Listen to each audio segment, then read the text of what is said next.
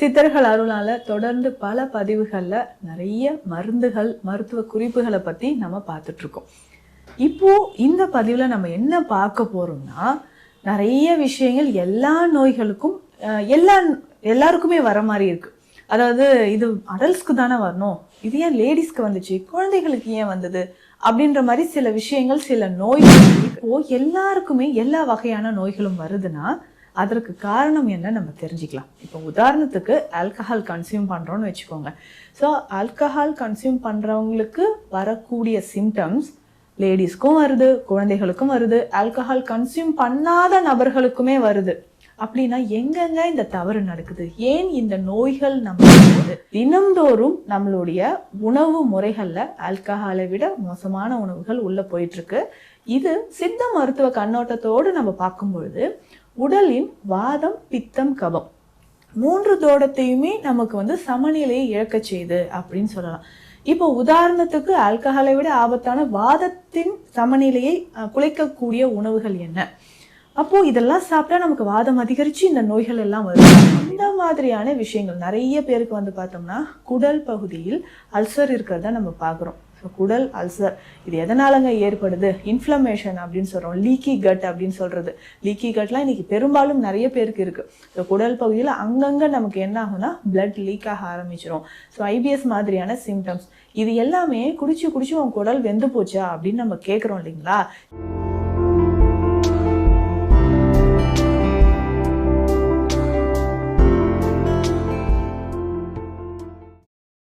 வரம் நேயர்களுக்கு வணக்கம். நான் டாக்டர் நித்யா, சித்தா பிசிஷியன். சித்தர்கள் அருளால தொடர்ந்து பல பதிவுகள்ல நிறைய மருந்துகள், மருத்துவ குறிப்புகளை பத்தி நம்ம பார்த்துட்டு இருக்கோம். இப்போ இந்த பதிவுல நம்ம என்ன பார்க்க போறோம்னா, நிறைய விஷயங்கள் எல்லா நோய்களுக்கும் எல்லாருக்குமே வர மாதிரி இருக்கு. அதாவது இது அடல்ட்ஸ்க்கு தானே வரணும், இது ஏன் லேடிஸ்க்கு வந்துச்சு, குழந்தைகளுக்கு ஏன் வந்தது அப்படின்ற மாதிரி சில விஷயங்கள், சில நோய்கள் இருக்கு. ஆனா இப்போ எல்லாருக்குமே எல்லா வகையான நோய்களும் வருதுன்னா அதற்கு காரணம் என்ன நம்ம தெரிஞ்சுக்கலாம். இப்போ உதாரணத்துக்கு ஆல்கஹால் கன்சியூம் பண்றோம்னு வச்சுக்கோங்க. ஸோ ஆல்கஹால் கன்சியூம் பண்றவங்களுக்கு வரக்கூடிய சிம்டம்ஸ் லேடிஸ்க்கும் வருது, குழந்தைகளுக்கும் வருது, ஆல்கஹால் கன்சியூம் பண்ணாத நபர்களுக்குமே வருது. அப்படின்னா எங்கெங்க இந்த தவறு நடக்குது, ஏன் இந்த நோய்கள் நமக்கு வருது? ஆல்கஹால் ரொம்ப ஆபத்தானது அப்படின்னு நம்ம சொல்றோம். ஆனா அதை டெய்லி குடிக்கிறவங்க இருக்காங்க. இல்லைங்க நான் எப்போவாவது எனக்கு ஃப்ரெண்ட்ஸ் கூட போறப்பயோ மாசத்துக்கு 1 முறையோ 2 முறையோ அந்த மாதிரி இருக்காங்க. ஆனா ஆல்கஹாலை விட ஆபத்தான உணவுகளை டெய்லி நம்ம எல்லாருமே சாப்பிட்டுட்டு இருக்கிறோம். அதுதாங்க உண்மை. அப்போ அதனாலதான் ஆல்கஹால் கன்சியூம் பண்றவங்களுக்கு வரக்கூடிய சில பிரச்சனைகள், உடல் ரீதியான வரக்கூடிய பிரச்சனைகள் ஆல்கஹால் கன்சியூம் பண்ணாத நபர்களுக்குமே இப்போ சர்வ சாதாரணமாக வந்துட்டு இருக்கு. இப்போ உதாரணத்துக்கு பார்த்தோம்னா இந்த ஃபேட்டி லிவர் எடுத்துக்கோங்களேன். இந்த கல்லீரல் சம்பந்தப்பட்ட பிரச்சனைகள் ஆல்கஹால் கன்சியூம் பண்றவங்களுக்கு தானே வரும். இந்த ஃபேட்டி லிவர் அவங்களுக்கு தானே வருது. அப்போ இந்த லிவர் சிர்ஹோசிஸ் அவங்களுக்கு தானே வரணும். ஆல்கஹால் கன்சியூம் பண்ணாத நபர்களுக்கும் நான் ஆல்கஹாலிக் ஃபேட்டி லிவர் டிஸார்டர் எப்படிங்க இது வருது அப்படின்றதும் நம்ம தெரிஞ்சுக்கலாம். இப்போ தினம்தோறும் நம்மளுடைய உணவு முறைகள்ல ஆல்கஹாலை விட மோசமான உணவுகள் உள்ள போயிட்டு இருக்கு.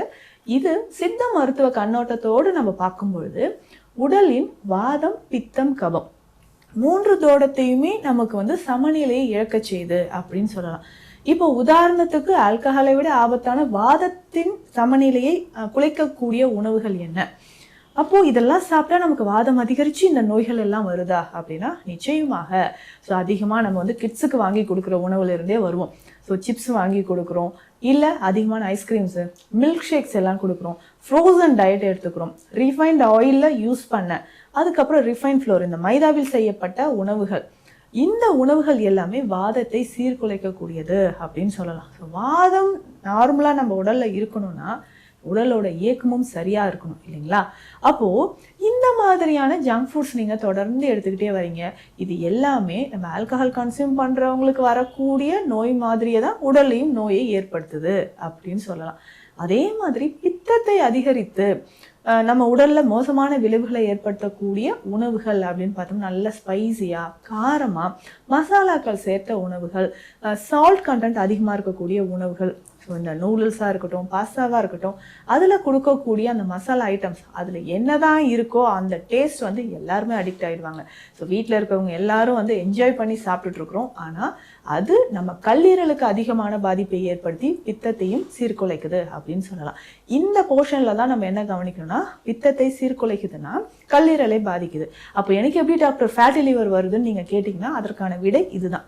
ஸோ அப்போது நம்ம இந்த மாதிரியான உணவுகள் நீங்கள் தொடர்ந்து ஃப்ரோசன் டயட் எடுக்கிறீங்க, இல்லை அதிகமாக இந்த மாதிரி ரெடிமேட் ஃபுட், அதாவது ரெடி டு ஈட் அப்படின்னு சொல்கிற உணவுகள், ஸோ அதிகமான ப்ரிசர்வேட்டிவ் சேர்ந்துருக்கக்கூடிய உணவுகளை நீங்கள் தொடர்ந்து ருசித்து சாப்பிட்டுக்கிட்டே வர்றதுனாலையும் கல்லீரல் பாதிப்பு அதிகமாக வருது.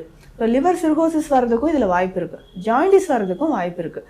ஸோ இந்த மாதிரியான விஷயங்கள் நிறைய பேருக்கு வந்து பார்த்தோம்னா குடல் பகுதியில் அல்சர் இருக்கிறத நம்ம பார்க்குறோம். ஸோ குடல் அல்சர் இது எதனாலங்க ஏற்படுது? இன்ஃப்ளமேஷன் அப்படின்னு சொல்கிறோம், லீக்கி கட் அப்படின்னு சொல்கிறது. லீக்கி கட்லாம் இன்றைக்கி பெரும்பாலும் நிறைய பேருக்கு இருக்குது. ஸோ குடல் பகுதியில் அங்கங்கே நமக்கு என்ன ஆகும்னா பிளட் லீக் ஆக ஆரம்பிச்சிடும். ஸோ ஐபிஎஸ் மாதிரியான சிம்டம்ஸ் இது எல்லாமே குடிச்சு உங்கள் குடல் வெந்து போச்சா அப்படின்னு நம்ம கேட்குறோம் இல்லைங்களா? இந்த உணவுகள் சாப்பிட்டாலும் இதே தாங்க உங்கள் உடலில் நடக்குது. அப்போது ஆல்கஹால் மட்டும் இல்லை, ஆபத்தான உணவுகள் தினம்தோறும் நம்ம விரும்பி சாப்பிட்டுட்டு இருக்கோன்றதும் நீங்கள் ஞாபகத்தில் வச்சுக்கணும். அடுத்து இந்த கபம் இதை வந்து டிஸ்டர்ப் பண்ணக்கூடிய ஆபத்தான உணவுகள் என்னென்ன அப்படின்றதும் நீங்கள் தெரிஞ்சுக்கணும். ஸோ நல்ல சில்லுன்னு வந்து நீங்கள் மில்க் ஷேக் குடிப்பீங்க இல்லைங்களா? இது வாதத்தையும் அதிகரிக்குது, கபத்தையும் நமக்கு டிஸ்டர்ப் பண்ணுது. அந்த மாதிரி நீங்கள் இந்த குக்கீஸ் ஐட்டம் சாப்பிட்றீங்க, இனிப்பான உணவுகள், இந்த இனிப்பான உணவுகளில் நெய் செய்த பலகாரம் தானே, இனிப்பு தானே அப்படின்னு நம்ம நினைக்கிறோம். அது நெய்லாம் கிடையாதுங்க. ஸோ அது நம்ம உடலில் உள்ளே போச்சுன்னா டைஜஷன் ஆகி வெளியில் வரக்கே கிட்டத்தட்ட 4 to 5 நாட்கள் உங்களுக்கு தேவைப்படுது. அப்போது இனிப்பு உணவுகள் அது எந்த வகையான ஆயில்னே நமக்கு தெரியாது, அது உண்ணத்தகுந்த ஆயிலா அப்படின்றதும் நமக்கு தெரியாது. ஸோ அந்த மாதிரி இனிப்பான உணவுகள் அதிகம் எடுக்க உங்களுக்கு கபம் அதிகரித்து எண்டோக்ரைன் டிசார்டர்ஸ் நிறைய வர ஆரம்பிக்கும். சுகர் வர்றதுக்கு வாய்ப்பு நம்மளே ஏற்படுத்தி கொடுக்குறோம். ஸோ இந்த மாதிரியான உணவுகளை நீங்கள் தவிர்த்தால் மட்டும்தான் இந்த விளைவுகள்லேருந்து வெளியில் வர முடியும். ஸோ அப்போது நிறைய பேர் என்கிட்ட கேட்ட ஒரு கேள்வி என்னென்னா இதுதான், டாக்டர் எனக்கு ஏன் ஃபேட்டி லிவர் வந்துச்சு, ஸோ எனக்கு ஏன் குடல் பகுதியில் இந்த ப்ராப்ளம் வருது, லிவர் சிர்ரோசிஸ் எனக்கு ஏன் வந்தது? ஸோ இந்த மாதிரியான கேள்விகளுக்கு இதுதான் விடை. உங்களுடைய உணவு முறையில் முதல்ல மாற்றம் கொண்டு வாங்க. ஸோ இது எல்லாமே ஆல்கஹால் கன்சியூம் பண்ணுறவங்கள விட தினம் நம்ம உணவாக சாப்பிட்டு நமக்கு பேராபத்தை நம்மளே கொண்டு வந்துடுறோம். இந்த மாதிரி இருக்கக்கூடிய சமயத்தில் உங்களுக்கு அந்த கட் ஹெல்த்தை, முக்கியமாக அந்த கல்லீரலில் இருக்கக்கூடிய கழிவை எப்படிங்க வெளியேற்றலாம்? அப்போது இந்த உணவு முறையிலேருந்து ஆரோக்கியமான ஒரு உணவு முறைக்கு நம்ம சேஞ்ச் ஆகிறோம். ஸோ அப்போது சேஞ்ச் ஆகும்பொழுது தான் ஹெல்த்தியாக இருக்கக்கூடிய ஃப்ரூட்ஸோ வெஜிடபிள்ஸோ நிறைய மில்லட் சேர்த்து சாப்பிட்றது, ஃபைபர் கண்டென்ட், ப்ரோபயோட்டிக்ஸ் உணவுகள், அதே மாதிரி ப்ரோட்டீன், கால்சியம் இது எல்லாமே நிறைந்திருக்கக்கூடிய உணவுகளை நம்ம எடுக்கிறப்ப கொஞ்சமாக நம்ம உடல் ஆரோக்கியமாக மாற ஆரம்பிக்கும். அப்போது நார்மலாக இந்த ஃபேட்டி லிவர்லேருந்து நம்ம வெளியில் வந்துட முடியுமா அப்படின்னு கேட்டிங்கன்னா நிச்சயமாக முடியும். இந்த ஃபேட்டி லிவரை குறைக்கிறதுக்கே நம்ம ஸ்பெஷல் ட்ரீட்மெண்ட் கொடுத்துட்ருக்குறோம். அப்போது இதுக்கு முன்னாடி நீங்கள் எடுத்துக்கிட்ட அந்த உணவு அதனுடைய கழிவுகள் இருக்குது இல்லைங்களா? ஸோ இதை வெளியேற்றுவதற்கான உணவு முறைகள் நிறையவே இருக்குது. அதில் சிறப்பானதாக காலையில் எந்திரிச்சுமே நீங்கள் குடிக்கக்கூடிய ஒரு பானம் நான் சொல்கிறேன். டீ காஃபி எல்லாம் குடிச்சிட்டு இருந்தீங்கன்னா டோட்டலாக அவாய்ட் பண்ணுங்கள். இன்றைக்கி எந்த அளவுக்கு ஆல்கஹால் குடிக்கிறதுனால நம்ம உடலில் பிரச்சனை வருதோ அதே அளவுக்கு டீ காஃபி குடிக்கிறதுனாலையும் வருது. அப்போ காலையில் எம்டி ஸ்டொமக்கில் உங்கள் கல்லீரலை பாதுகாக்கக்கூடிய முக்கியமான ஒரு பானம் சொல்கிறேன். இதற்கு நமக்கு என்ன தேவை அப்படின்னு பார்த்தோம்னா கற்றாழை தேவைப்படுது. ஸோ காலையில் கொஞ்சம் ஒரு சின்ன பீஸ் அளவுக்கு கற்றாழை எடுத்து நல்லா வாஷ் பண்ணிக்கணும். ஸோ இதனோட நம்ம என்ன சேர்க்க போகிறோம் அப்படின்னா எலுமிச்சை சாறு. ஸோ எலுமிச்சை சாறு கொஞ்சம் சேர்த்துக்கோங்க. ஒரு கைப்பிடி அளவு புதினா இலைகளும் சேர்த்துக்கோங்க. சேர்த்து நல்லா அரைச்சி ஃபில்டர் பண்ணிடணும். டெய்லி காலையில் ஒரு 200 ml இதை குடிச்சிக்கிட்டே வரும்போது கல்லீரலுக்கு ரொம்ப நல்லது. 3 தோடங்களும் இதில் சமநிலைக்கு வரும். ஏன்னா கற்றாழையும் இருக்குது, அதே சமயம் இதில் எலுமிச்சை சாரும் நம்ம சேர்த்துருக்கோம். 3 தோடங்களும் நமக்கு சமநிலைக்கு வரும்.